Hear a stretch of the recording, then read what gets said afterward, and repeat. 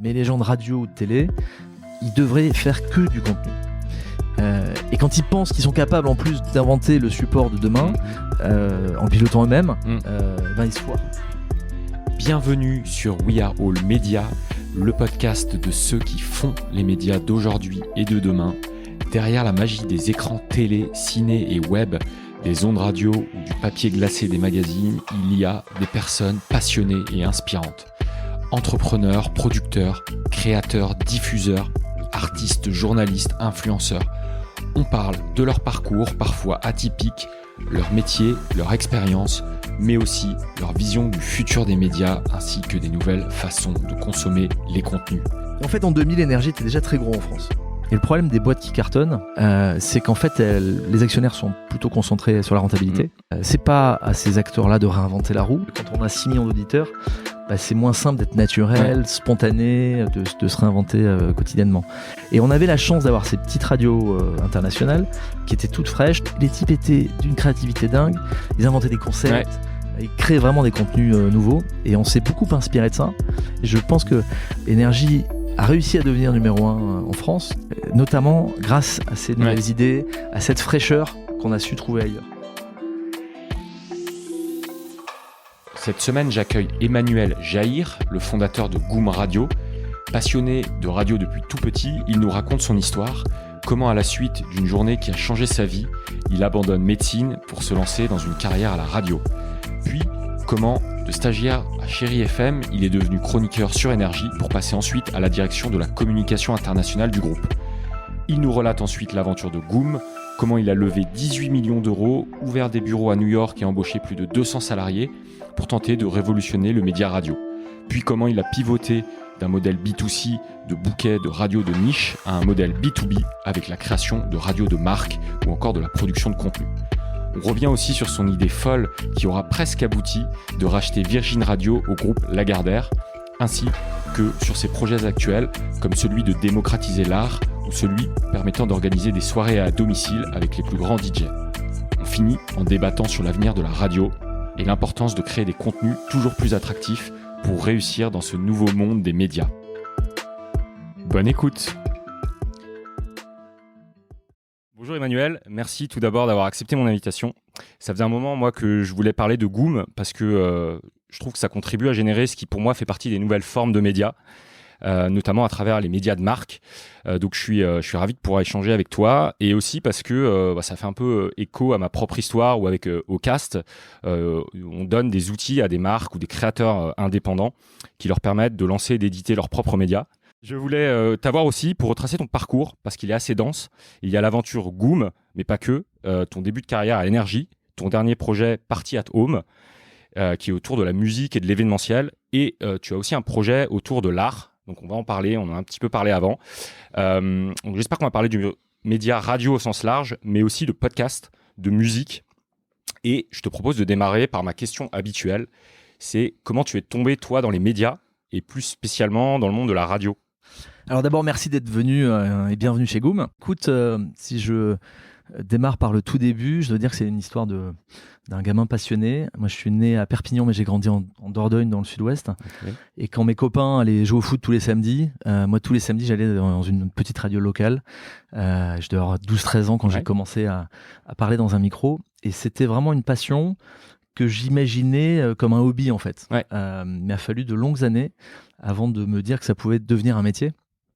J'étais dans une famille un peu classique où la radio, qui plus est en province, c'est le boulot d'un animateur ou de quelques animateurs. On n'imagine pas qu'il y a des entreprises derrière.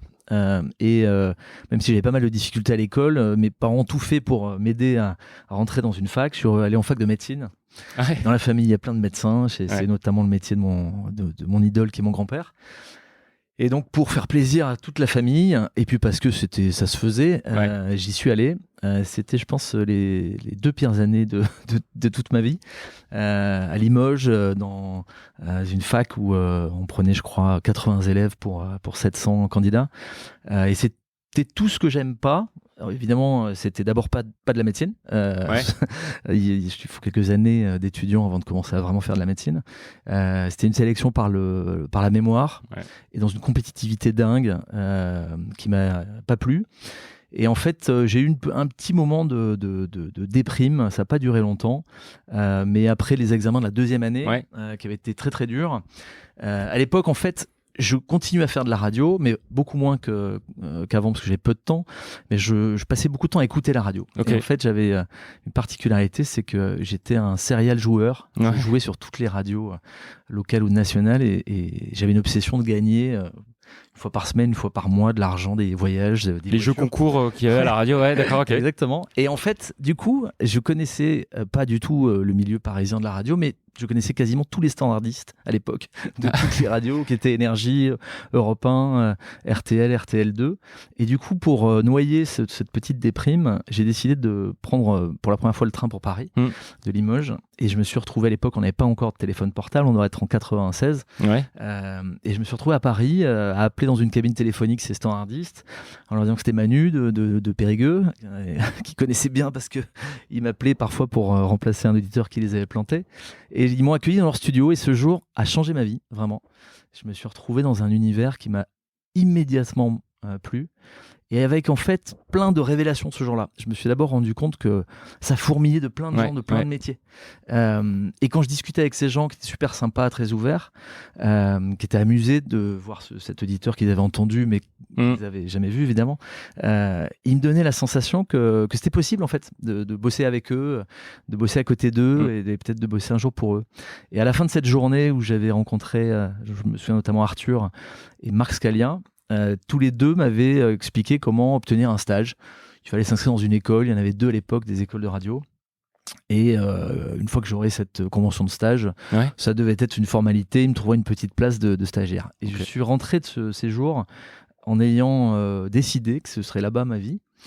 Mais il me restait néanmoins à convaincre mes parents de ce petit changement de carrière.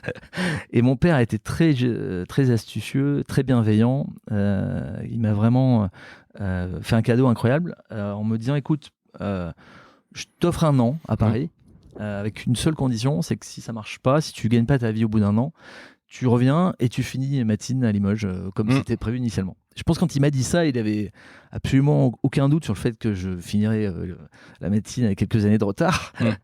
Mais moi, il me suffisait de ça pour avoir ma chance. Et donc, je me suis inscrit dans cette école qui était le Studio École de France. Qui existe toujours ou pas ? Qui existe toujours. Okay. Et d'ailleurs, cette année-là, elle venait d'être achetée par Monsieur Marchion, qui est toujours le propriétaire et patron de cette école. Il arrivait d'un autre univers que la radio. Et quand il m'accueille quelques jours avant la rentrée, il m'annonce un truc que j'avais pas du tout réalisé, c'est qu'en fait les conventions de stage dans cette école qui durait 2 ans, c'était que la 2e année. Bah oui, et oui. Et sauf que moi j'avais qu'1 an en fait devant moi, et donc j'ai fait des pieds et des mains. Je pense qu'il a dû sentir l'envie, la détermination, en lui disant que j'avais fait quand même un peu de radio et que je voulais absolument passer le concours de la première année parce que c'était la 2e ou rien. Et je sais pas comment il s'est débrouillé parce que l'école était reconnue par l'État déjà à l'époque, donc c'était pas forcément évident, mais il l'a fait. Je me suis retrouvé donc en 2e année dans une promo, c'était assez génial, franchement, j'étais hyper bien accueilli. Et du coup, je suis retourné voir Arthur, et puis je suis retourné voir Marc Scalia avec ma convention de stage.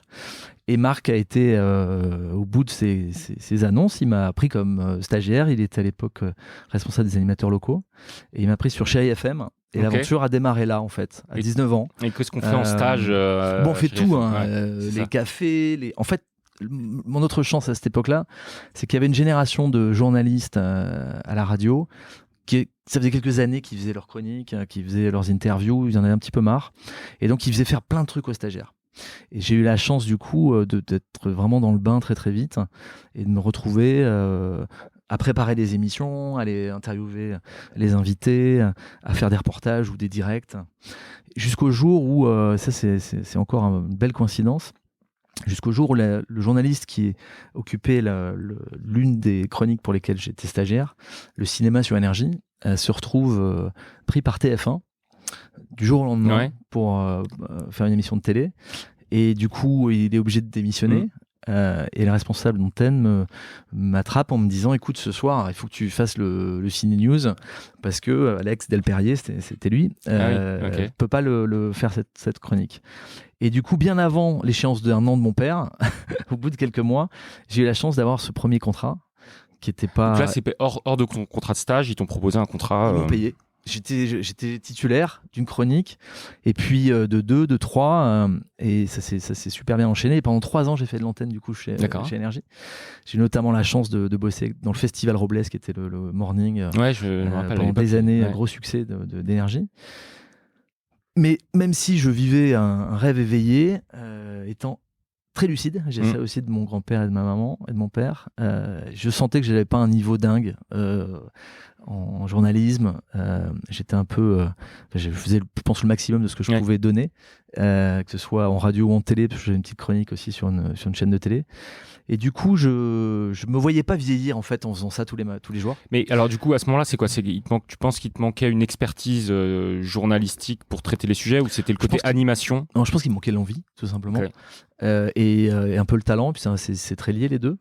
Je pense qu'en fait, ce métier c'était donc chroniqueur. Déjà, ça s'appelait comme ça, parce que je prétendais pas du tout à l'animation, c'est encore un autre métier. Mais ce métier de chroniqueur, en fait, m'intéressait pas tant que ça. Et du coup, je me suis intéressé à un autre métier. Comme je venais de l'univers des jeux, j'ai proposé au patron de l'antenne de m'occuper de tous les jeux d'Énergie, de les créer, de les coordonner, de m'occuper de trouver des lots avec la régie, etc. Et j'ai petit à petit en fait appris un métier peu connu dans les radios, qui était une sorte d'assistant d'antenne en fait, où j'ai du coup appris plein d'autres trucs tout jeune, jusqu'au jour où mon patron à l'époque était Christophe Sabot, antenne de programme d'Énergie, m'a demandé de choisir entre le morning, la chronique, et le boulot antenne, parce que je faisais les deux, je bossais 18 heures par jour, moi ça m'allait bien, mais eux pas trop. Et du coup j'ai choisi, à sa grande surprise, de quitter l'antenne pour travailler sur le sujet de la communication. Et cette décision était la bonne parce que j'arrivais au bon moment, et on me propose à l'époque un poste complètement fou. On me propose de diriger la communication internationale d'Énergie. C'était un nouveau job qui se crée. À l'époque, Énergie s'était installé dans plein de pays, notamment en Europe, en Scandinavie, en Allemagne, toujours. Mais à l'époque, c'était vraiment la conquête de tous ces pays. C'était tout frais. Mais il fallait quelqu'un pour coordonner, s'assurer que les mecs fassent pas n'importe quoi partout. Je parlais pas trop mal anglais. Du coup, on me propose ce job qui était vraiment hyper formateur, parce qu'à 23 ans j'étais en face de types qui avaient pas mal d'expérience, pour certains qui avaient une bonne trentaine voire 40 ans, et qui m'ont appris ce qu'ils savaient. Et je venais faire le point une fois par semaine à Paris. Le reste du temps je baladais, je voyageais. C'est génial, tu voyages partout. Et je venais raconter à Max ou à Jean-Paul Baudecroux, les patrons d'Énergie, les bonnes idées qui avaient été imaginées et développées dans ces pays-là. Et du coup, un jour, à force de leur raconter ces belles histoires qui n'étaient pas les miennes, mais que je venais reporter, ils m'ont proposé de m'occuper aussi de la com en France. Et donc tout ça s'est enchaîné. J'ai passé 7 ans, en fait, 3 ans à l'antenne, 7 ans à la communication, dans une boîte où il n'y avait pas besoin de diplôme. L'envie, le travail suffisait, avec un petit peu de chance derrière. Et juste, si on revient justement sur la partie internationale, parce que aujourd'hui, je sais que c'est très. J'ai un ami justement qui fait ça. C'est une sorte de franchise Énergie qui est vendue dans des zones, mais c'est très cadré. Il y a un cahier des charges, etc. Est-ce que c'était le cas à l'époque, où vous avez en fait, on l'a écrit. Il y avait 2 types de stations à l'étranger. Il y avait des stations propres qui appartenaient au groupe, à Jean-Paul, et puis effectivement ça commençait à peine, mais il y avait des partenariats de franchise, comme il y en avait aussi en local à l'époque, et donc il y avait effectivement une bible qu'on a initié, puis qui a été derrière retravaillé, développé, et je pense qu'aujourd'hui c'est un vrai modèle de franchise. Nous on apprenait en faisant, donc ça doit être beaucoup moins complet à notre époque, mais effectivement l'idée c'était aussi de laisser un peu de latitude, et en particulier je me souviens de certains pays qui avaient une créativité folle, beaucoup plus importante qu'en France. En France, en fait, les années, donc je suis arrivé en 97 et je me suis occupé de l'international en 2000, je crois.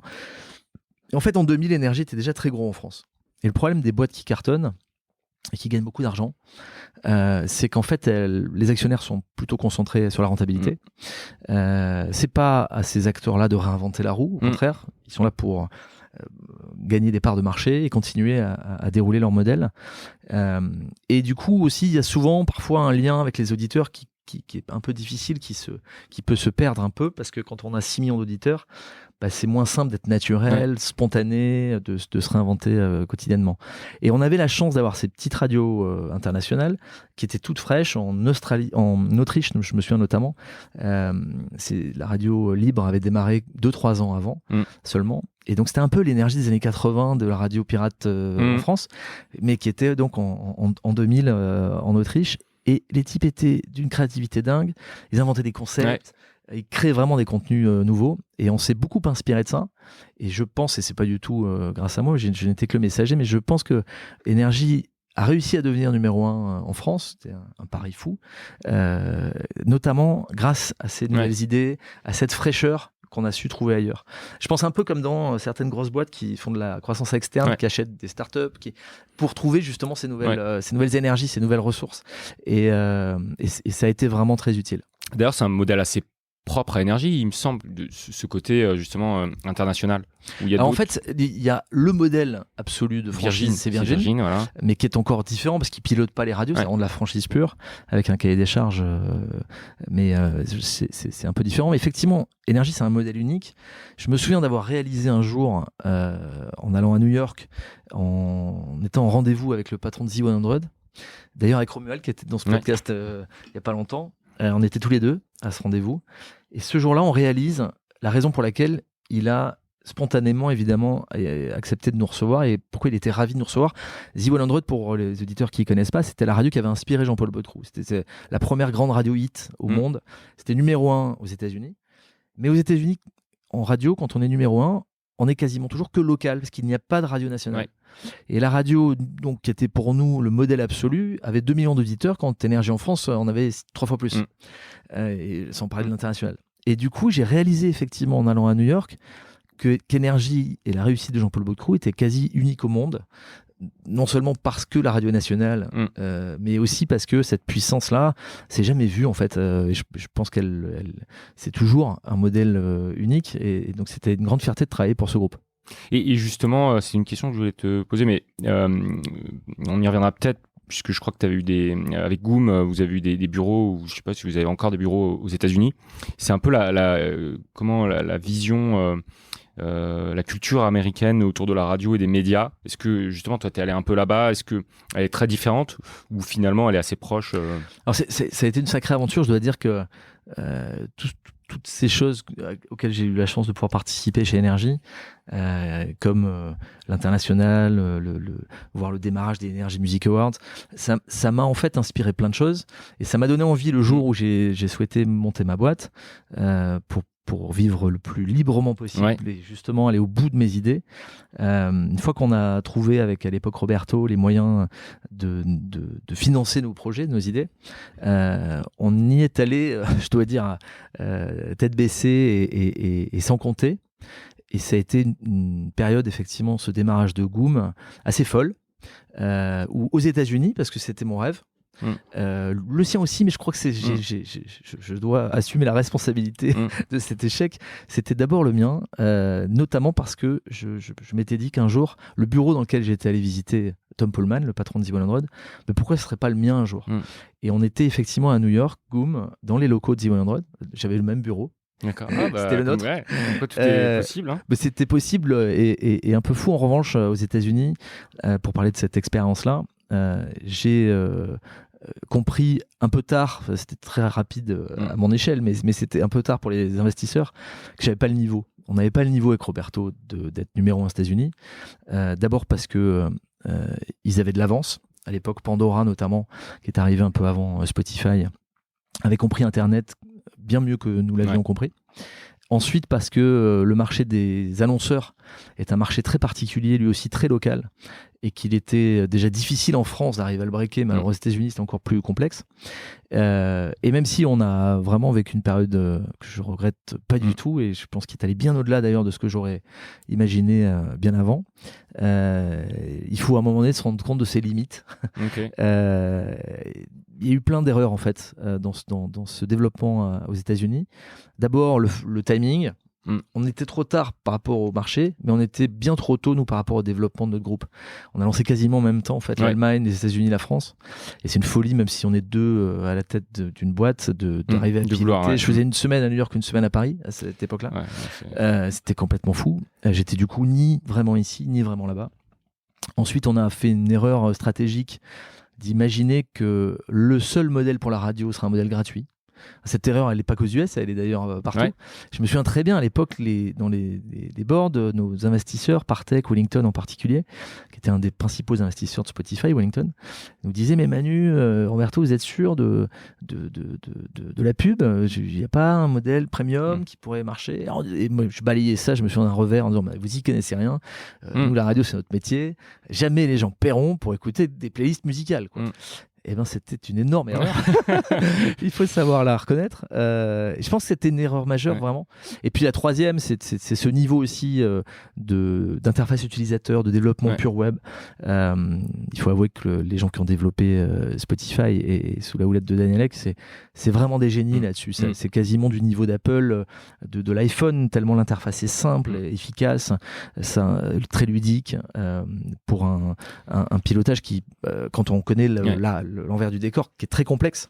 Ouais, c'est sûr. Et surtout, les gens s'en rendent pas compte. Effectivement, Spotify, c'est un bon exemple. Netflix en est un autre où ça paraît simple comme ça, mais derrière, pour avoir cette simplicité-là et cette expérience utilisateur impeccable, il y a des centaines de développeurs, d'ingénieurs.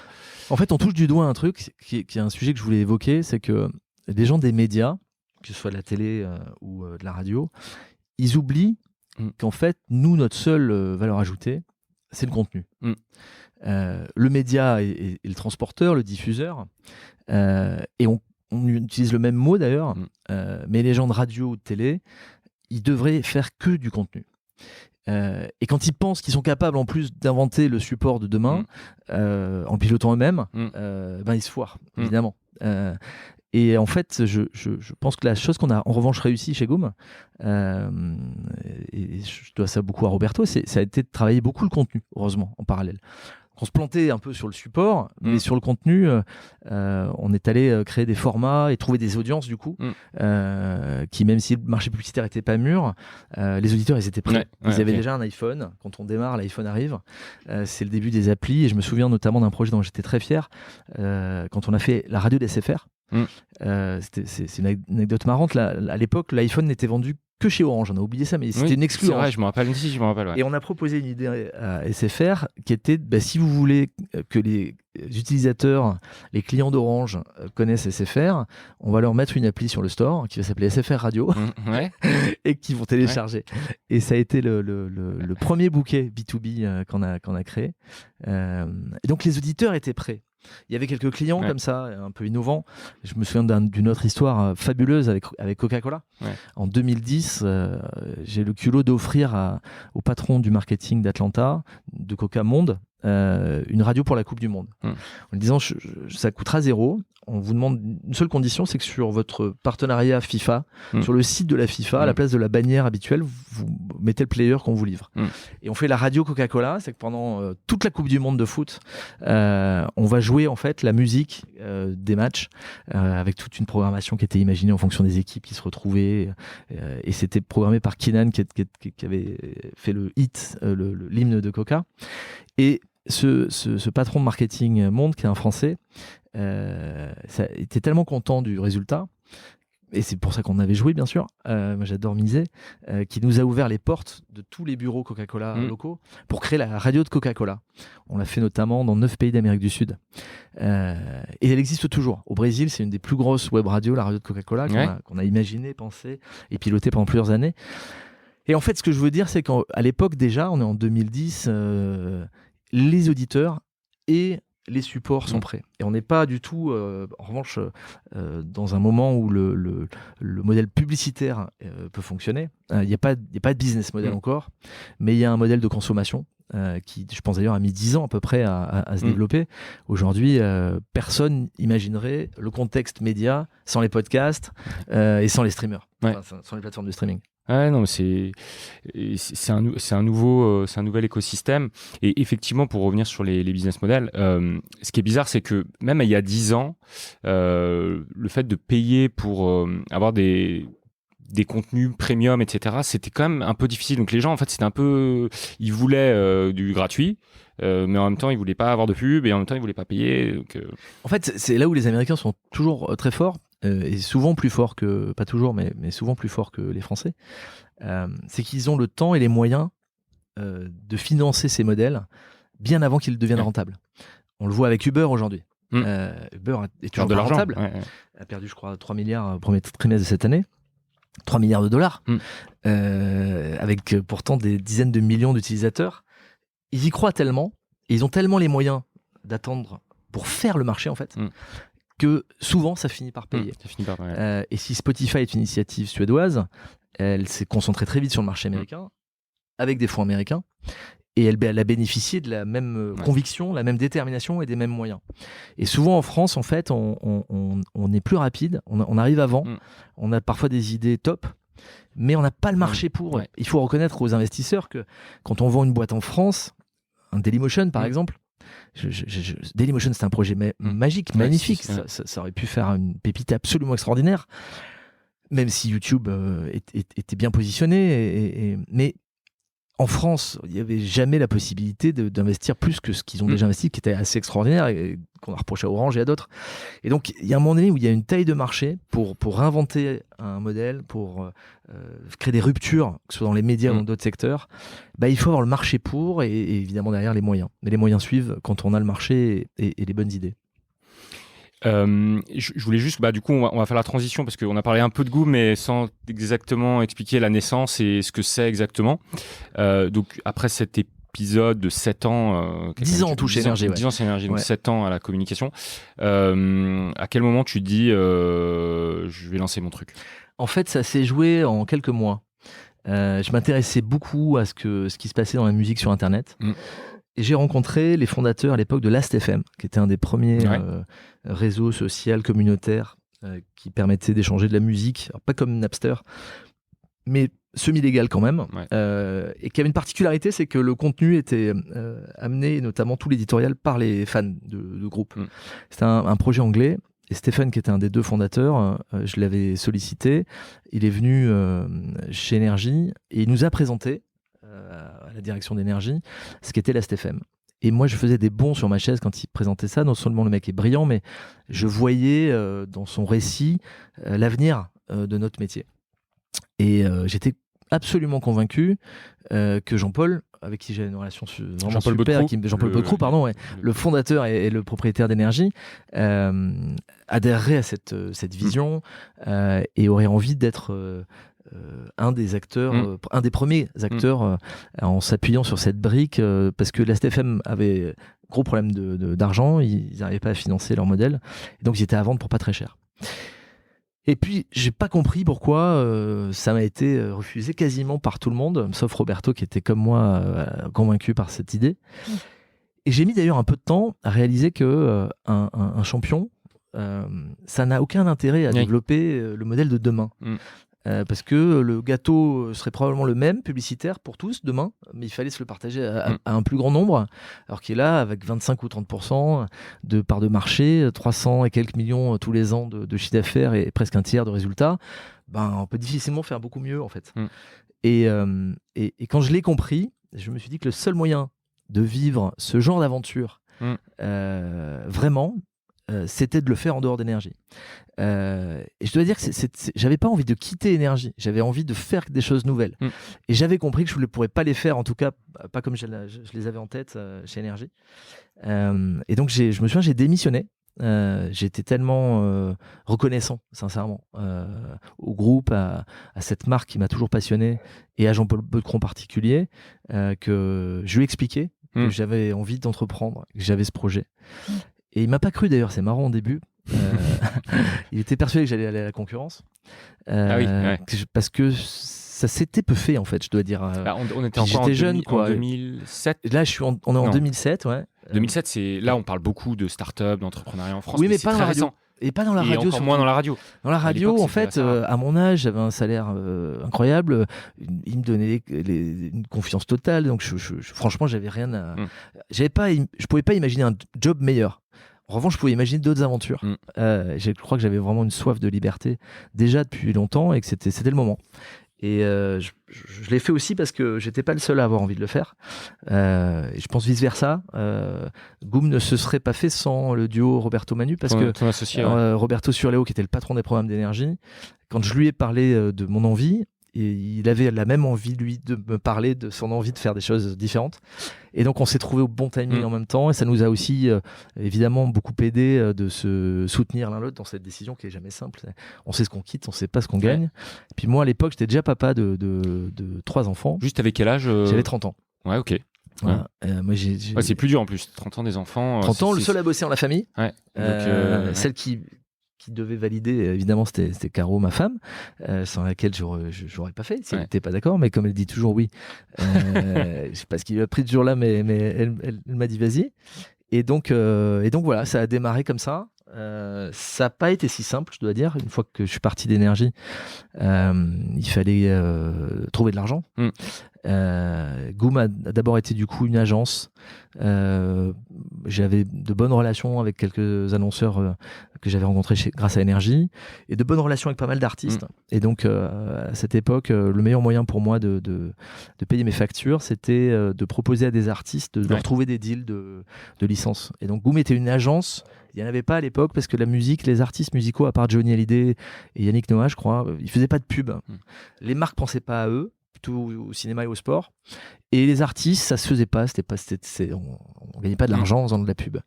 Et puis, c'est avéré être une bonne idée puisque ça nous a permis très vite de faire un peu de chiffre d'affaires et puis surtout de faire exister Goom. Tu connaissais les annonceurs, toi Moi, je connaissais les annonceurs. Je connaissais bien les annonceurs qui aimaient la musique puisqu'on était la radio numéro 1 pour ces annonceurs. Et donc, ceux qui venaient sponsoriser les Energy Music Awards, ils pouvaient avoir envie d'accompagner une tournée d'un artiste ou un projet d'un nouvel album, etc. Et du coup, Goom a existé comme étant un acteur proche des annonceurs dans l'univers musical. Et je pense que ça m'a aidé à du coup rencontrer des investisseurs, leur expliquer notre légitimité dans ce projet. Et parce que le nerf de la guerre, c'était évidemment le business model pour beaucoup d'investisseurs, même s'ils n'attendent pas des résultats immédiats. Comment demain ça tournera. Et Roberto, lui, avait bossé quelques mois chez TF1. Et au bout de 9 mois, on a rencontré Philippe Colombel, le fondateur propriétaire de Partech, qui est un des très gros fonds d'investissement qui avait fait Dailymotion notamment. Et en 2 dîners, c'était bouclé. C'était bouclé, c'est-à-dire en 2 dîners, il nous avait dit je vous trouverai 9 millions d'euros pour démarrer. 9 qui millions. était dingue. 9 millions. C'était complètement fou. C'est incroyable. À 2 mecs qui n'avaient jamais monté de boîte. Il n'y avait pas de radio sur Internet. Spotify n'existait pas encore. Il fallait être franchement... Pour développer Goom, vous aviez déjà le projet qui va être l'évolution de Goom après. En fait, pour développer notre idée à l'époque qui était permettre à tous les auditeurs d'avoir leur propre radio. Voilà. Donc utiliser les technos et les droits musicaux pour permettre de faire des playlists, de la radio à la demande. On appelait ça MyGoom. On pensait que ça allait être super simple à développer. Et à côté, un modèle de nouveau format de radio, donc avec une écoute un peu classique, plus passive, de playlists animées dans des genres musicaux pour aller concurrencer les niches comme était Skyrock. Et puis on avait un petit bouquet, une idée qu'on a eue quelques mois avant le lancement, parce qu'on était tellement à la bourre sur MyGoom qu'on ne pouvait pas lancer le truc comme ça. On a proposé à quelques artistes de créer leur radio. Je me souviens de Booba qui était le premier à nous dire oui. Il n'y avait pas OKLM à l'époque. On avait fait la première radio de Booba et puis Madonna.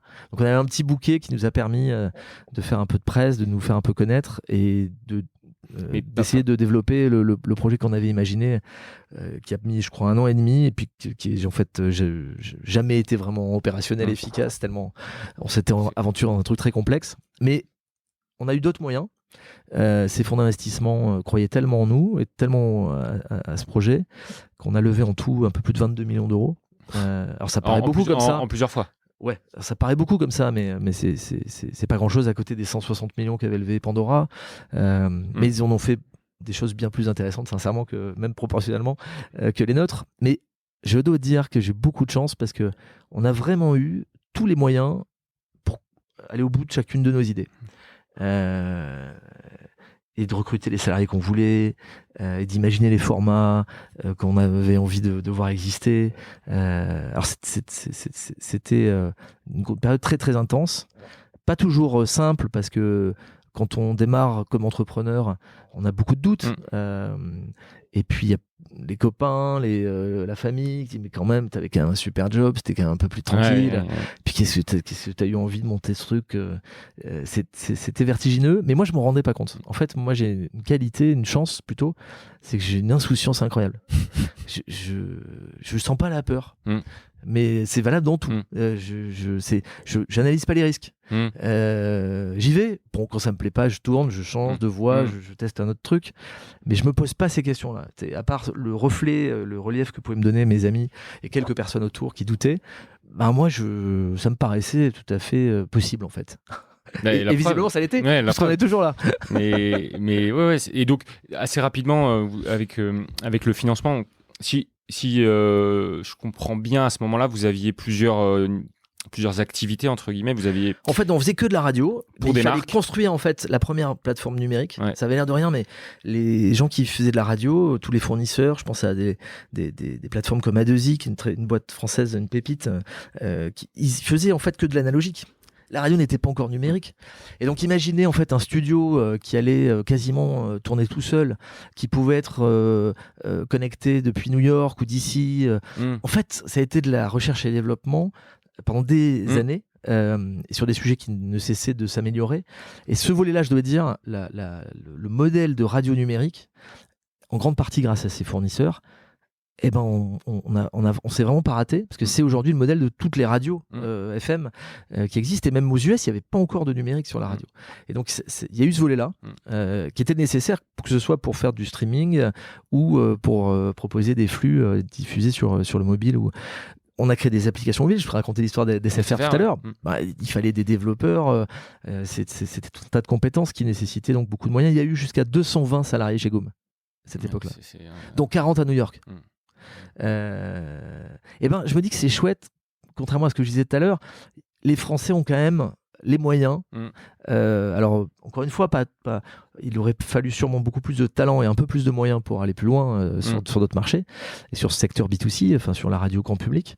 Mais on a eu quand même des moyens extraordinaires qui nous ont permis de vivre cette aventure. Surtout le B2C, c'est quand même assez compliqué à lancer. Généralement, effectivement, il faut des moyens et du temps.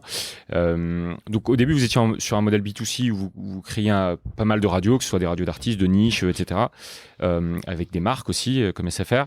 Et après, vous avez un peu switché sur un modèle B2B. En fait, on voulait d'abord construire des audiences, effectivement, et vendre ces audiences à des annonceurs. Voilà. Et comme on n'y arrivait pas, on a essayé de vendre autre chose à ces mêmes annonceurs. On leur a dit, on vous vend la radio. Ouais. Si vous voulez pas acheter des spots de pub de 30 secondes au milieu du flux. Il faut dire que c'était compliqué pour les agences, les régies et les annonceurs, parce que la mesure d'audience n'était pas du tout la même, et pas du tout comparable avec Médiamétrie, la radio FM. Il y avait en fait les mesures de Google, tout le monde y croyait, on n'avait pas la possibilité de faire la même, parce que c'était pas des pages vues, il fallait mesurer l'audio.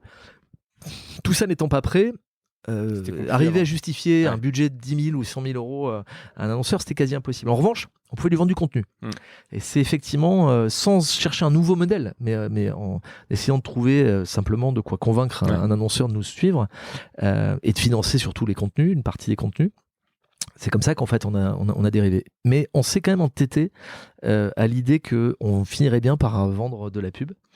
Et un jour, je me souviens, on a cette idée assez débile de se dire, si les régies publicitaires veulent pas vendre Goom, parce que j'en étais allé toquer à la porte de la régie d'énergie, de la régie de Lagardère, tout naïvement, en disant, mais vous voulez pas vendre un bouquet numérique? Eux, ils démarraient un peu les web radios, mais on avait beaucoup d'audience, ils voulaient pas. Je me suis dit, si on devenait nous-mêmes propriétaires de radio FM? Alors, il n'y en avait pas beaucoup à vendre, il y en a eu très peu des transactions sur ce marché. Des licences, Eh ben non, d'où l'idée de racheter Virgin. Virgin chez Lagardère, financièrement, se portait pas extrêmement bien. C'était pas une radio hyper stratégique.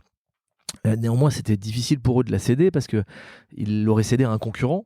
Et il faut savoir une chose, c'est que dans les marchés de régie publicitaire, il y a une vraie prime aux leaders qui constituent un groupe de radio très puissant. Et donc, si on enlevait Virgin à la régie de Lagardère Publicité, il passerait à côté de tout un tas de budgets. Et alors encore plus si cette radio Virgin était cédée à un groupe concurrent, RTL ou Énergie. Et on avait du coup le profil idéal d'un partenaire qui pouvait céder ce truc qui leur faisait perdre de l'argent, tout en gardant la régie. C'était l'idée qu'on leur a proposée, en disant vous vendrez du coup, seule condition, continuerez à vendre Virgin, mais vous vendrez Goom. Et Constance Binquet, qui est la nouvelle patronne de Lagardère, à l'époque était patronne de la régie publicitaire, et elle a trouvé ça très pertinent. Et donc on a travaillé pendant des mois à l'idée de ce rachat. Quand même une histoire folle pour un mec qui venait de Périgueux, de racheter c'était un des plus gros groupes en nombre de fréquences. C'était génial. Et comme parfois dans ma vie, ça s'est pas joué à grand chose. mais il se trouve que l'investisseur qu'on avait cru convaincre a changé d'avis à la dernière minute. Mais là, on parle de sommes énormes. Là, c'était genre une dizaine de millions, non ? C'était 25 millions, donc c'était le double. De ce qu'on avait déjà mis. Les fonds d'investissement qui avaient mis 22, c'était hors de question qu'ils en mettent un de plus. Mais ils avaient accepté l'idée qu'on fasse rentrer un nouvel investisseur. Et donc on a toqué à différentes portes. Et à l'époque, le groupe Fimalac démarrait sa stratégie d'investissement dans l'entertainment et dans les médias. Ils n'avaient pas encore acheté, je crois, Allociné. Et ils avaient simplement une participation dans l'organisateur de spectacle, le producteur Gilbert Coulier, qui avait été un peu la première brique de l'idée, de la vision de Marc Ladré de la Charrière. Et quand on lui a présenté cette idée d'être copropriétaire avec nous d'un aussi beau réseau que Virgin, qu'on savait, je crois, en toute humilité, on aurait su rentabiliser parce qu'on avait vraiment un modèle de conception de radio pas cher par rapport à l'analogique. Et donc, comme on aurait fait Virgin ici, on aurait misé sur le contenu, encore plus même, mais on avait une techno qui coûtait vraiment peu cher. Mais vous l'auriez laissé en analogique et vous auriez fait un pendant numérique ? En fait, on l'aurait produite en numérique. Et on aurait évidemment continué la diffusion en FM et avec la régie publicitaire qui va avec. Mais donc, on a travaillé sur cette idée. Et puis finalement, le Fimalac a changé d'avis. Ce qui n'a pas été simple parce qu'en fait c'était en 2012 et on y croyait tellement, ça faisait tellement des mois qu'on travaillait là-dessus et c'était tellement la veille ou l'avant-veille de l'annonce officielle que ça a été un peu un chaos, un choc pas simple à vivre pour tous, ni nos investisseurs, ni nos équipes, ni Roberto et moi. Et en fait après cette secousse totalement involontaire, tout a changé. C'est la vie. Quand ça doit pas se faire, c'est que voilà, si ça se fait pas, c'est que ça doit pas se faire. Et ça a en fait provoqué en un an une grosse transformation que je considère aujourd'hui comme une vraie chance, vraiment. C'est-à-dire qu'après ça, c'était un peu la dernière carte du modèle initial. Et comme cette carte fonctionnait pas, j'avais la lucidité encore une fois de me dire il faut pas s'entêter tout le temps, c'est qu'il y a une autre façon de développer la boîte. Et ça tombait entre guillemets bien parce que j'avais plus l'argent des investisseurs, il fallait réinventer cette boîte en changeant totalement son modèle. Et là je me suis tourné vers quelques salariés pour savoir s'ils en avaient l'envie. On allait faire face à de grosses difficultés financières, on n'était pas loin de la liquidation, de la cessation de paiement. Et si on avait une dernière carte à jouer qui était la sauvegarde, il fallait qu'on arrive avec un nouveau projet. Et je m'imaginais pas capable d'inventer moi un projet meilleur que celui sur lequel je bossais depuis 5 ou 6 ans. Donc il fallait les idées, la fraîcheur, l'envie, la détermination d'une équipe entière. Et ça a été le cas, porté par un garçon qui bosse plus avec nous, mais pour lequel j'ai beaucoup de considération et d'amitié, qui est Pierre Monnier, qui avait été chez TF1 pendant longtemps, qui est un petit peu plus âgé que nous, et qui était un patron comme il en faut dans ces moments-là, le couteau entre les dents. Il a refaçonné la boîte. J'ai évidemment aussi beaucoup contribué, beaucoup travaillé avec lui, mais c'était, je dois dire, vraiment son input. Et on a transformé cette boîte en une agence de com, donc B2B, comme une agence de communication, mais spécialisée dans l'audio, avec 2 modèles, l'InStore, cette capacité de créer des programmes pour les clients de grandes marques et d'enseignes en allant beaucoup plus loin qu'une simple programmation automatique et en travaillant sur tout un concept d'identité et donc un marketing sensoriel. Et puis à côté, une idée... Alors, juste l'InStore, c'est les radios qu'on a dans les magasins quand on va faire ses courses. Et on va signer en quelques mois Monoprix, le flagship du business. La radio Monoprix, c'est la première radio d'enseigne en 1954, je crois. Et donc gagner ce truc-là, c'était comme ils avaient déjà une radio. Depuis 1954. Comment il la faisait ? C'est Mood qui fabriquait cette radio, qui est le leader mondial à l'époque, toujours d'ailleurs, avec 600 millions de dollars de chiffre d'affaires. Donc c'était impossible de voler ce client qui était vraiment le flagship. On le gagne, un signe un coup de pouce incroyable en fait, qui nous convainc qu'on a peut-être un bon modèle et peut-être une bonne approche, un bon discours, et on va du coup le répliquer chez Célio, qu'on va signer dans la foulée, Toyota, et puis comme ça va se développer un réseau d'enseignes clients qui achètent à Goom sa capacité à concevoir le programme, à le diffuser, à le programmer, à le diffuser. Et donc juste pour s'imaginer un peu comment ça se passe, c'est quel type de programme, de contenu vous créez ? Alors, il y a des vraies radios musicales, j'imagine. En fait, ce sont des vraies radios. Il y a un animateur. Alors ça dépend, des radios, ça dépend des moments de la journée. Mais si on prend l'exemple, par exemple, de la radio de Carrefour, qui est chez Goom depuis maintenant presque 2 ans, c'est une radio qui est à la fois pour les clients dans le magasin, avec des différences de contenu en fonction des réseaux, vous arrivez à localiser, et on localise aussi ville par ville en fonction des besoins de publicité, de promotion. Mais on a aussi développé de la communication interne pour les salariés qui, le matin, avant l'ouverture du magasin, travaillent entre 5h du mat et 9h, et qui avaient très peu de relais d'accès avec la communication de la boîte, du groupe, du siège. Et on a créé en fait un programme spécifique pour eux, qui est animé, qui est animé aujourd'hui par Max, qui est un animateur radio FM qui a fait des grandes heures de Fun Radio et qui est aujourd'hui sur Nostalgie notamment, et qui tous les matins en fait fait un morning spécial pour les clients, pour les salariés et tous les collaborateurs de Carrefour. Donc ce sont des vraies radios en fait, mais qu'on imagine et qu'on crée en fonction des besoins de... Et que vous personnalisez, que vous localisez. Donc, Et la com interne, en fait, on l'a fait pas que par des mornings. On a développé très tôt, en fait, convaincu en 2014 que Serial allait changer la donne. Serial, le premier grand podcast de l'histoire du podcast américain, qui a été suivi par 5 millions de personnes en quelques semaines, qui était en fait une émission de radio publiée sur Apple, qui racontait le procès et surtout la contre-enquête d'un type qui était... c'est une histoire vraie, qui s'était retrouvé emprisonné pour un meurtre qu'il n'avait pas commis. Et la journaliste, persuadée de son innocence, a fait sa contre-enquête et l'a diffusée sur des petits modules de replay. Et ça a été un tel phénomène de société que ça a ouvert, en fait, ça a dynamisé chez Apple l'envie de développer ce genre de contenu. Et nous, moi, j'ai continué à écouter beaucoup de choses aux États-Unis, et je me suis dit, mais c'est fabuleux de pouvoir écouter ce qu'on veut, comme on veut. C'était le rêve de MyGoom, mais réalisé, en plus avec des producteurs de contenu, souvent indépendants, qui viennent pas du sérail, qui ont des nouvelles idées, qui ont envie d'inventer de nouveaux formats.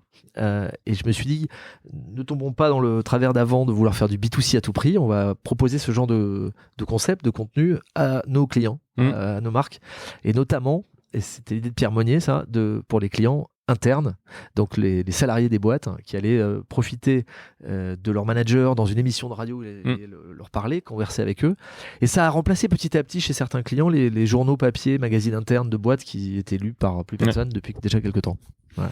Donc ça, c'est les 2 activités aujourd'hui toujours de Goom, les podcasts d'un côté, les radios d'histoire de l'autre, d'une agence qui produit des contenus audio et dont je suis très fier, et qui est aujourd'hui piloté par la nouvelle génération de Goom, 3 salariés qui ont été pour l'un d'entre eux depuis le premier jour, mais qui est un peu plus jeune que moi, et puis 2 autres qui sont là depuis quelques années et qui ont repris 30% du capital il y a 2 ans et qui pilotent la boîte. Et je suis aujourd'hui un heureux actionnaire, un peu coach, président toujours de la boîte, qui est pour moi un bébé important, plus que ça, que je regarde de près.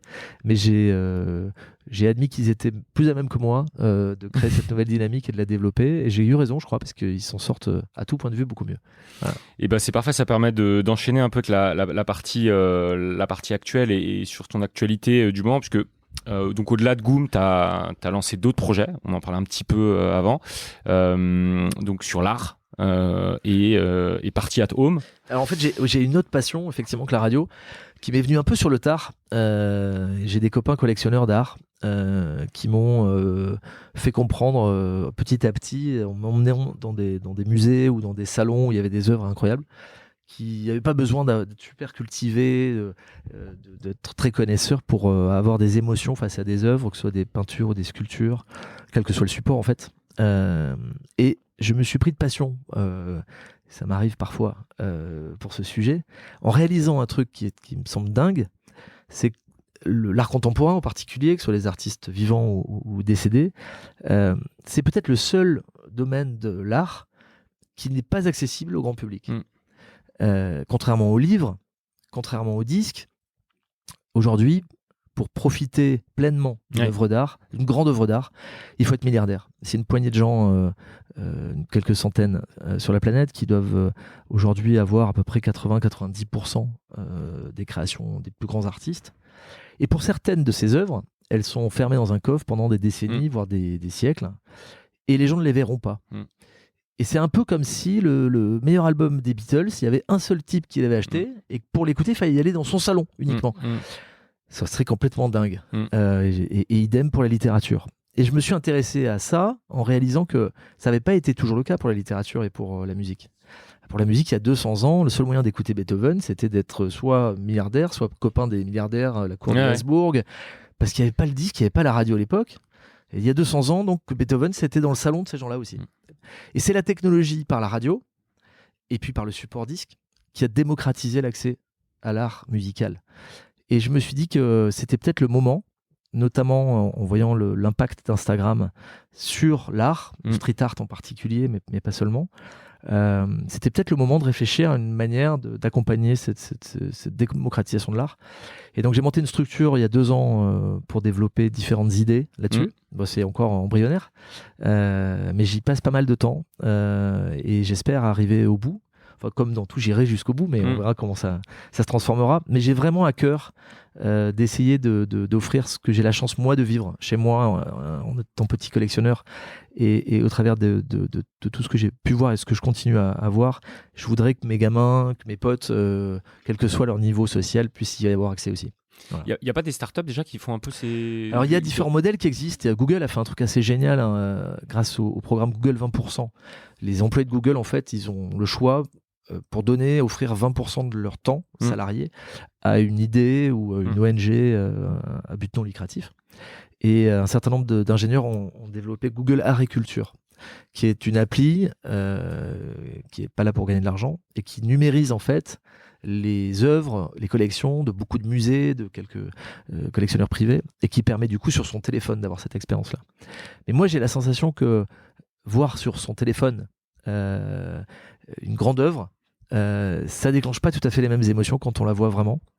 Les couleurs sont pas les mêmes, le support non plus, et donc je cherche à essayer de développer l'équivalent du livre de poche pour la littérature.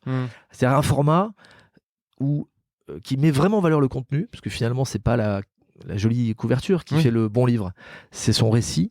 Et quand Philippe Aki en France a développé le livre de poche dans les années 60, c'était là aussi un peu l'apanage des aristos, hein, la littérature, les libraires, il n'y en avait pas dans toutes les villes de France.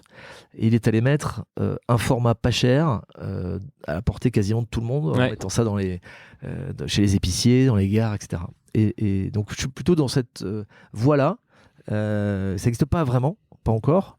C'est il y a des gens qui ont essayé de faire des trucs, qui font des trucs vachement bien, comme Yellow Corner par exemple, qui vendent des belles photos, mais je voudrais en fait proposer ça aux plus grands artistes, aux hits de l'art, qui soient vivants ou décédés, et créer une sorte d'artefact, je l'appelle comme ça. Mais voilà, il y a encore beaucoup de réflexion, de travail. C'est que une start-up, ça prend beaucoup de temps dans la tête d'abord, et puis on teste des choses. Je fais ça avec plusieurs associés, mais on n'est pas au bout de nos peines. Est-ce qu'il y a un nom, si les gens le suivent un peu? The Can, comme Culture for All Nations. Je mettrai peut-être un peu d'infos dans la description. Alors, contrairement à Goom, on va très peu communiquer. J'ai appris de Goom qu'il fallait savoir rester discret tant que les choses n'existent pas trop. Donc, c'est pas très public au sens il n'y a pas de site, etc. On le fera quand tout ça existera vraiment. Mais ça a déjà un nom, bien sûr, et c'est le nom de la boîte qui porte ça. Et puis, j'ai effectivement développé un autre projet très récemment qui s'appelle Party at Home. parce que dans mes passions, il y a la fête aussi.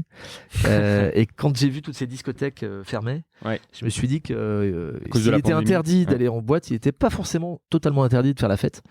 Et donc, on a imaginé avec quelques amis un projet qui permette aux clients des clubs, des grandes discothèques, d'organiser chez eux, en respectant tous les gestes barrières, bien sûr, une fête avec les plus grands DJ, qui sont des DJ qui étaient peu accessibles parce que généralement ils travaillaient 6-7 jours par semaine à Ibiza ou ailleurs, mais qui, faute de discothèques ouvertes, se sont joints à notre projet en proposant leurs services dans un cadre strictement privé.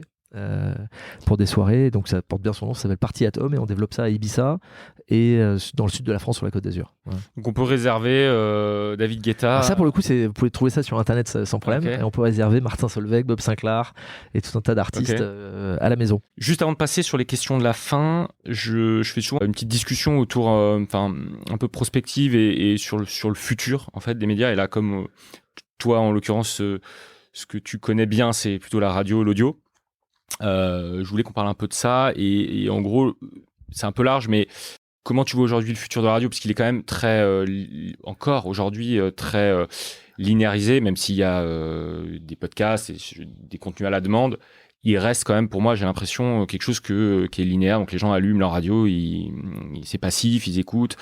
Est-ce que tu penses que la radio va encore rester longtemps comme ça parce que c'est le modèle que les gens apprécient, ou est-ce que on va aller vers un Netflix de la radio avec tu vois, du contenu à la demande uniquement et une personnalisation un peu à outrance? J'ai pas de boule de cristal et puis je suis mal placé pour affirmer des vérités ou mais je pense que l'année 2020 va tout changer. D'accord. Elle a déjà tout changé. Ouais. En fait, si on prend les faits, en France, en Europe, aux États-Unis, dans le monde entier, le marché publicitaire des radios s'est écroulé. Mais comme jamais. C'est la première fois dans l'histoire d'énergie, je crois, qu'un trimestre est négatif. Je crois que le groupe Énergie a annoncé ses résultats semestriels il y a quelques jours. Et je crois qu'ils ont perdu l'équivalent de 13 millions d'euros. Ça n'est jamais arrivé. Les annonceurs publicitaires n'ont pas investi dans cette période. Et on voit bien qu'il y a ces réflexes-là sont aujourd'hui remis en question. Il en est de même pour la consommation. En fait, ça a été une dégringolade dingue. Et quand les sondages du mois de juillet sont apparus, alors que Médiamétrie avait pris le soin de ne pas tenir compte de la période confinée, et donc pas du mois d'avril, c'était les sondages de avril, mai, juin, c'est tous les 3 mois comme ça en radio. Là, c'est 26 000, ça s'appelle. Et en fait, tous les commentateurs, journalistes, et puis les acteurs de la radio ont mis ça, d'ailleurs en l'écrivant, que c'était exceptionnel compte tenu du confinement. Mais c'était des sondages du déconfinement. Ouais. Et si il est vrai que tous les gens ne sont pas retournés travailler tout de suite, il y en a qui ne sont toujours pas retournés travailler là. Et je pense qu'en fait, ce qui s'est passé à l'échelle de la planète, avec cette panique Covid incroyable, ça va bousculer profondément des habitudes de consommation et des habitudes d'investissement. À un moment où la radio était déjà fragilisée par d'autres changements, la consommation du streaming et l'évolution des podcasts.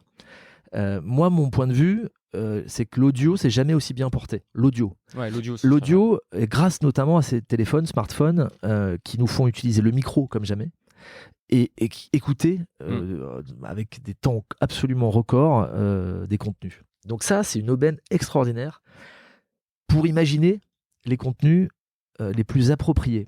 Et je pense que le monde de la radio fait plusieurs erreurs. La première, c'est de penser que la radio, c'est un truc qui vit entre soi et qui n'est pas vraiment concurrent de YouTube, pas vraiment concurrent de Netflix.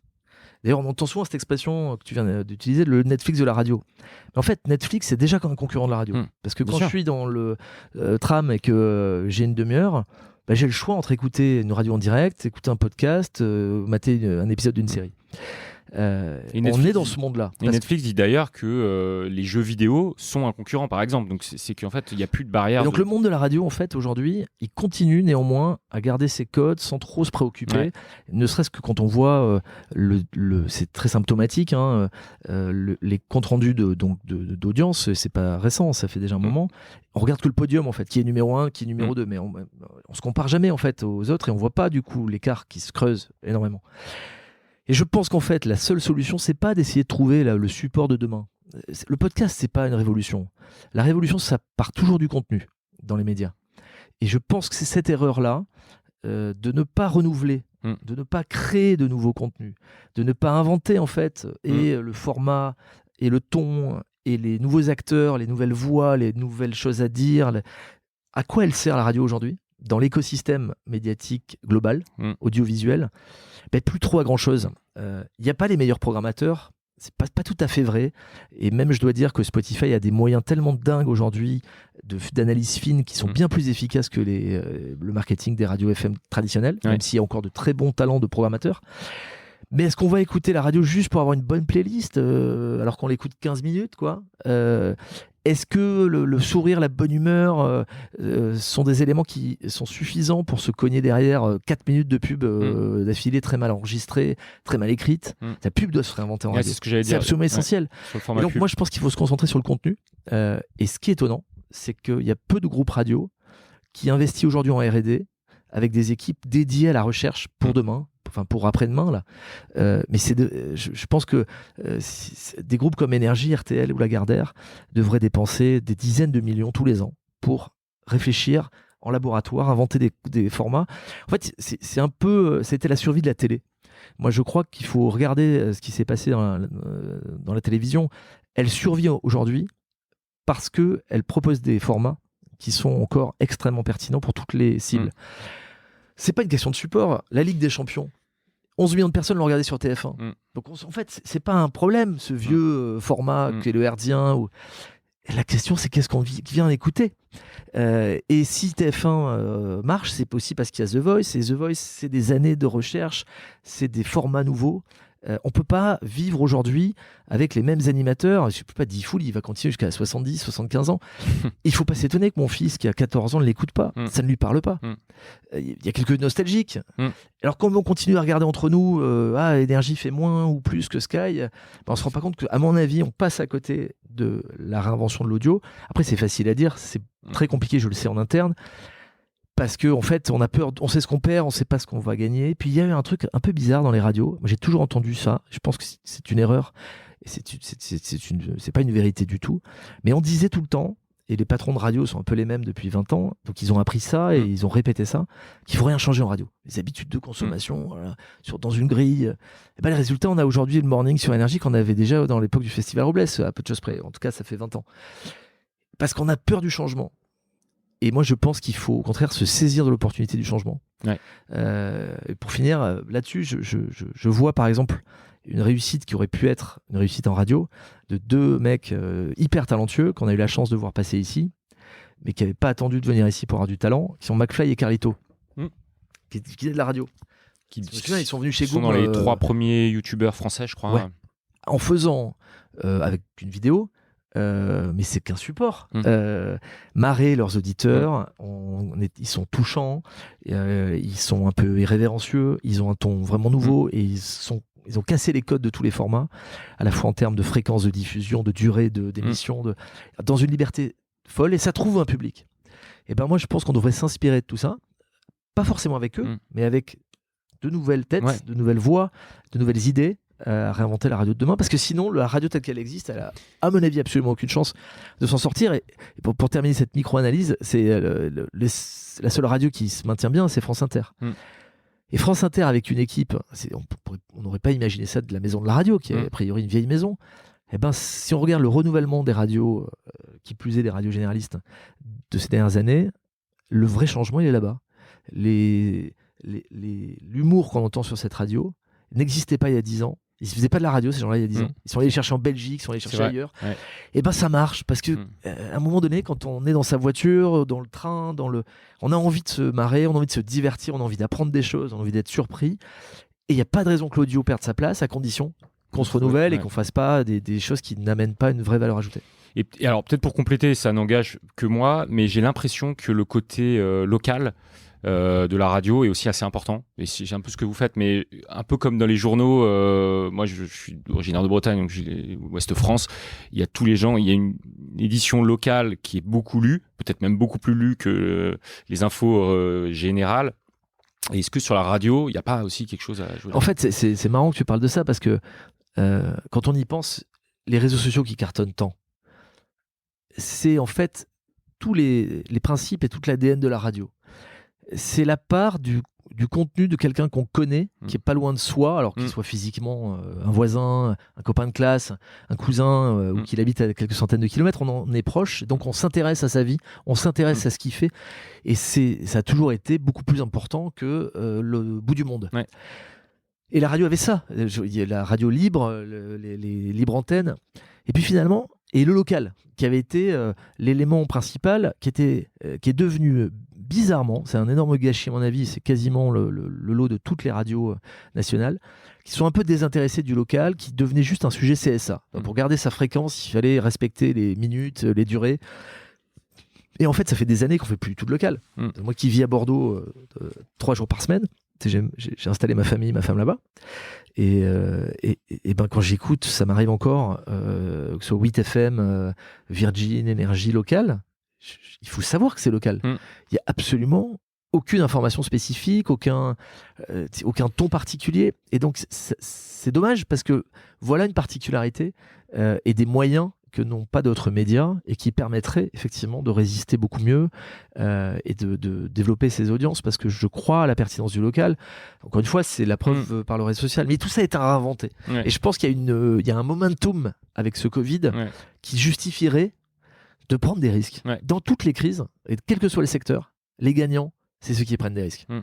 Et pour l'instant, je m'attendais moi à ça, j'avais l'espoir que cette grille de rentrée sur les radios FM, il y ait du risque, il y ait de la nouveauté. On n'y est pas encore, mais ça viendra peut-être. Je pense qu'il faut aussi parfois toucher le fond. Je suis bien placé pour en parler, pour se réinventer et repenser les choses qu'on n'osait pas ou qu'on ne voulait pas voir autrement avant.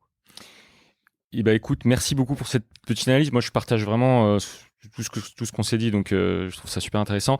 On a quelques minutes pour les questions de la fin. Première question, quels médias tu consommes au quotidien ? Alors, et à quelle proportion beaucoup d'audio, Spotify. Pour moi, c'est le média principal. Un petit peu Instagram. Je regarde plus l'info et je n'écoute plus l'info parce que je suis trop heureux et heureux. Pas peureux, mais heureux et insouciant et joyeux pour mériter de me prendre dans la gueule toutes les mauvaises nouvelles du jour. Donc c'est mes potes qui m'informent souvent, mes clients, de l'actualité. Mais en revanche, je consomme beaucoup de divertissement. Beaucoup de musique aussi. Est-ce que tu aurais un livre à recommander ou un livre que tu offres ? Alors en fait, il y a plein de livres qui ont beaucoup joué pour moi, mais je vais parler de 2 livres. Le premier, c'est Le Secret de Rhonda Byrne, qui est une Australienne qui a passé 20 ans à essayer de comprendre le lien qui pouvait exister entre tous les génies qui avaient changé le monde. Jésus, Beethoven, Churchill. Et en fait, elle s'est rendue compte, après une enquête minutieuse, que tous ces gens-là connaissaient le secret. Et ben, je vous invite à le lire et même à l'écouter, parce qu'en audiolib, Le Secret, si vous parlez anglais, c'est vraiment chouette. Ce livre a beaucoup joué, c'est sur le pouvoir de l'attraction et c'est sur le pouvoir de l'intention, qui sont aujourd'hui mes 2 mantras. Et puis un livre que je suis le seul à avoir lu quasiment pour l'instant, qui est écrit par quelqu'un que j'aime beaucoup, qui s'appelle Edouard Brault, qui est un des grands maîtres d'énergie et de développement personnel aujourd'hui dans le monde, et qui a écrit un livre qui va sortir dans quelques mois, qui s'appelle Millionnaire de lumière, qui sort ces jours-ci en Russie, mais dans la version française, il va falloir attendre un tout petit peu. J'ai eu la chance de le lire parce que c'est un ami proche, et ben je vous le conseille, parce que ce bouquin fait partie des bouquins structurants, je pense, dans ma vie, et en tout cas, c'est le plus grand bouquin que j'ai lu. Top. Une petite question sur la façon dont tu t'organises, puisque tu as plusieurs projets, comme tu nous as dit. En plus, tu vis sur 2 villes différentes, j'ai bien compris aussi. Comment tu t'organises ? Est-ce que tu as des routines ou est-ce que tu utilises des applications Alors en fait, j'utilise plein de trucs. Avant, c'est marrant, il y a donc 13 ans, quand je commençais Goom, j'imaginais pas diriger une boîte sans assistante. J'avais tout un tas de réunions. J'ai totalement changé ma façon de travailler. D'abord, je prévois beaucoup de temps dans chacune de mes journées, de moments d'imprévus, et donc je me limite à 3 rendez-vous par jour. C'est fou pour moi parce que je pouvais en faire jusqu'à 12 par jour. Et grâce à ça, en fait, on s'est vu. Sinon, je t'aurais proposé un rendez-vous dans 3 semaines. Puis le moment où tu serais venu, j'avais moins envie. Donc, je m'offre beaucoup de liberté grâce à une vraie organisation, en fait, dans les moments qui sont prévus et organisés. Je suis un adepte du chrono. Je suis terrible avec ça. Ça, c'est mon éducation de radio. Et j'ai en fait eu la chance de me faire former à pas mal de petits outils, notamment pour vraiment optimiser Gmail. Petit conseil pour tous ceux qui nous écoutent. On utilise un peu comme notre cerveau, je pense 10 ou 20% du potentiel de Gmail. Cet outil est absolument fantastique. Passez-y quelques week-ends à comprendre tout ce que vous pouvez pré-programmer, trier, filtrer. C'est absolument dingue. Vous pouvez gagner 2 heures par jour. Relancer aussi automatiquement, je crois. Moi, j'ai gagné 2 heures par jour. Ouais. Par exemple, avant, je traitais tout le temps mes mails. Je regardais sans arrêt mon téléphone. Je le fais plus que 2 fois par jour. Ouais. Rien que ça, c'est 45 minutes de gagner tous les jours. Mais t'as pas peur de rater une urgence, un truc? On m'appelle. Ouais. Si c'est vraiment une urgence. Ouais. Et souvent, en plus, quand du coup je le reçois, c'est déjà traité en fait. C'est fabuleux. Parce que j'étais en copie. Et donc, j'ai vraiment repensé totalement ma façon de travailler pour m'offrir le plus de liberté possible. Puis je passe beaucoup de temps chaque jour à me demander ce que j'ai envie de faire aujourd'hui, demain, et à tout choisir. Tout compte pour moi. Chaque minute, chaque heure, chaque repas, et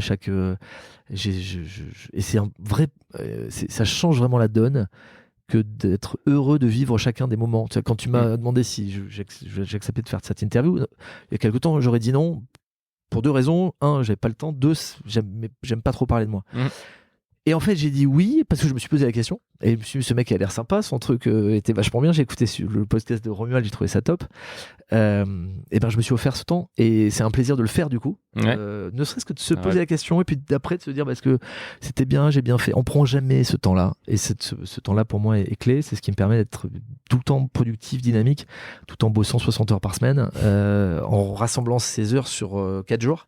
En fait, je m'offre là aussi 3 jours de vacances toutes les semaines avec ma famille à Bordeaux. Et je finis de travailler dans le TGV quand il arrive à la gare de Bordeaux le jeudi, généralement vers 20h. Et ça aussi, ça a changé ma vie. En fait, moins de jours, mais tellement plus productif. Et en famille et ici. Donc, c'est une petite organisation, mais je crois que là aussi, on ne doit pas travailler comme nos parents, nos grands-parents. C'est pas possible. 100% d'accord. Et en fait, puis chacun a son modèle.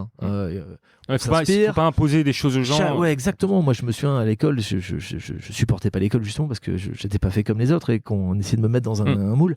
Donc, on a ces heures où on est plus dynamique, on a son rythme de travail. Donc, il faut tenir compte de tout ça. Et c'est en fait du temps là aussi qu'on doit passer pour réfléchir à la façon dont on a envie de travailler, dont on a envie de construire nos journées. Et puis, moi, j'aime bien mesurer tout après, donc j'aime bien me demander si c'était le bon choix, puis après j'affine. C'est comme une start-up, quoi. On est tout le temps en mouvement, c'est jamais terminé. Ok, dernière question et après je te libère. Donc pour les personnes qui écoutent ce podcast, et on en parlait avant, peut-être certains ont des projets et peuvent être motivés, inspirés. Est-ce que tu aurais un conseil à leur donner, toi qui as monté plusieurs boîtes même En fait, le seul conseil vraiment que je pourrais donner, qui a été l'élément déclencheur de toute ma vie, ma petite vie jusqu'à présent, perso comme pro, c'est l'envie. C'est pas si simple, c'est facile à dire, mais savoir de quoi on a envie et surtout réaliser qu'on en a vraiment envie, c'est l'essentiel. C'est Brel qui disait le talent c'est l'envie. Mais c'est vrai en fait. Et donc le conseil que je peux leur donner, c'est est-ce que vous avez vraiment envie? Si vous avez vraiment envie, vous allez l'avoir. Et si c'est pas encore tout à fait le cas, posez-vous la question de comment en avoir vraiment envie, de quoi vous avez vraiment envie. Et en fait, ça se voit tellement. Il y a quelques semaines, on a recruté un nouveau producteur chez Goom. Et l'anecdote, parce que je suis pas le seul à penser comme ça, et Guillaume, Omar et Sam qui dirigent la boîte, ils sont pareils. Ce garçon, d'abord, est venu spontanément ici. Il a vu l'adresse de Goom et il avait envie de travailler chez Goom. Et donc, on était là en train de bosser. Bonjour, je me présente. C'est tellement rare, et ça fait tellement plaisir. Un mec qui a vraiment envie, en fait. Et puis, on lui a demandé pourquoi. Bien sûr, on a gratté un peu. On en a fait des erreurs de casting jusque-là. Donc, non, on est un peu rodé. Et en fait, il a eu son job par l'envie. Et je pense que c'est le meilleur conseil que je puisse donner à quiconque, quel que soit votre rêve, votre projet. Avec l'envie, on passe partout, en fait. Partout.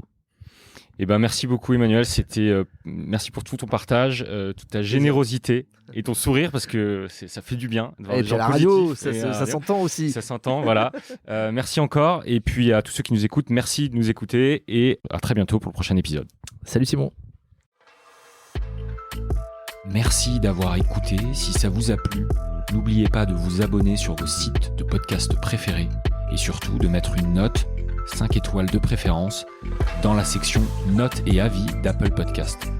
C'est ce qui m'aide vraiment à faire découvrir We Are All Media. Bien sûr, vous pouvez contribuer aussi en envoyant ce podcast à vos proches. C'est grâce à vous et au bouche à oreille que nous pourrons développer ce format. À la semaine prochaine.